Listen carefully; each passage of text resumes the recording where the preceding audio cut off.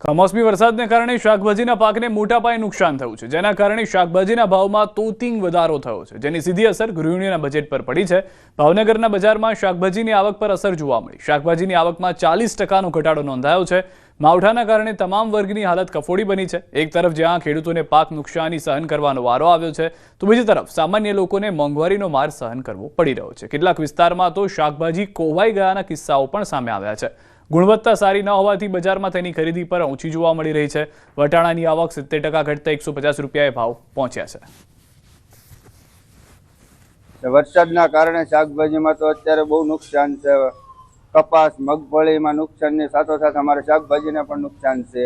ભાવ અત્યારે જે પહેલાના જે ભાવ હતા એ કરતા અત્યારે 50-60% વધારો ભાવમાં થઈ ગયેલો છે। અત્યારે જેના લીધે જ્યારે ખેડૂતને શાકભાજી માટે મહેનત કરીને ઉગાવેલું હોય છે, જ્યારે એ માર્કેટ ઉપર આપવા હોય છે ત્યારે એનો પ્રાઇસ નથી મળતી। જ્યારે માર્કેટની અંદર આપણે જે વસ્તુ લેવા જઈએ છીએ ત્યારે એનો પ્રાઇસ ડબલ થી 3 ગણો થઈ ગયેલો હોય છે। તો કેવી રીતના ગૃહિણીઓ એ શાકભાજી લઈને એનો ઘરની અંદર યુઝ કરી શકે? કડકડતી ઠંડી માટે થઈ જાવ તૈયાર। કાલથી આવી રહ્યો છે ઠંડીનો રાઉન્ડ। કાલથી જ ધ્રુજાવાનું શરૂ કરી શકે છે ઠંડી। કેટલાક સ્થળે 10 ડિગ્રીથી પણ નીચે જઈ શકે છે તાપમાન। હવામાન નિષ્ણાંત અથર્યા શેટ્ટીની આગાહી, એક અઠવાડિયા સુધી રહેશે ઠંડીનો રાઉન્ડ। ઉત્તર ગુજરાતમાં 8 ડિગ્રી સુધી ગગડી શકે છે તાપમાન। કચ્છમાં પણ 8 થી 10 ડિગ્રી ઠંડી સંભવ છે। મધ્ય ગુજરાતના કેટલાક વિસ્તારો પણ ઠૂંઠવાશે। 8 થી 18 ડિગ્રી વચ્ચે રહી શકે છે તાપમાન।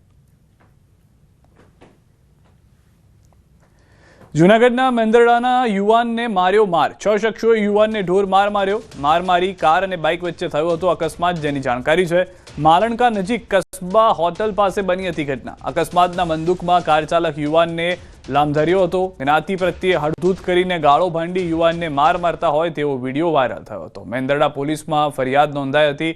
5 થી વધુ શખ્સો સામે ફરિયાદ નોંધાઈ છે।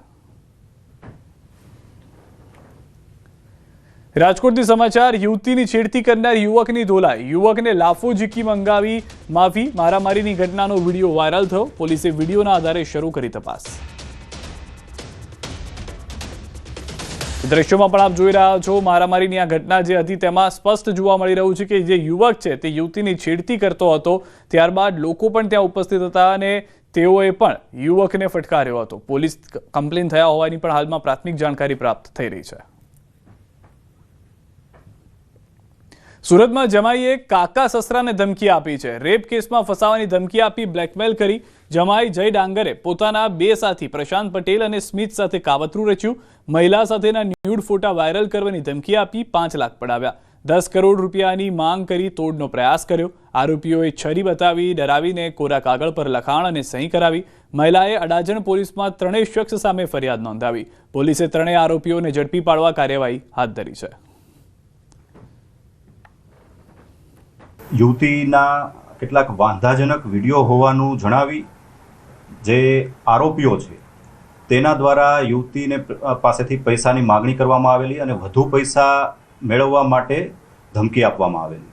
અને જો પૈસા નહીં આપવામાં આવે તો તેને બદનામ કરી અને તેના વિડીયો વાયરલ કરવાની પણ ધમકી આરોપીઓ દ્વારા આપવામાં આવેલી। ફરિયાદ દાખલ થયા બાદ પોલીસની ટીમો બનાવી આરોપીઓને પકડી પાડવા તજવીજ હાથ ધરવામાં આવેલી, જેમાં આરોપીને ગણતરીના કલાકોમાં પકડી લેવામાં આવેલ છે। છોટાઉદેપુરથી સમાચાર। ટેન્કર પલટી જતા અકસ્માત સર્જાયો છે। ટેન્કર ખાડામાં ફસાતા એક તરફ નમી પડ્યું। 2 ક્રેનની મદદથી ટેન્કર કઢાયું બહાર। અકસ્માતને પગલે ભારે ટ્રાફિક જામ થયો। પાવી જેતપુરથી બોડેલીનો માર્ગ બિસ્માર હાલતમાં। ખાડાનું યોગ્ય પુરાણ ન થયું હોવાનો દાવો। તંત્રની બેદરકારીના કારણે વાહન ચાલકોને હાલાકી ભોગવવી પડી।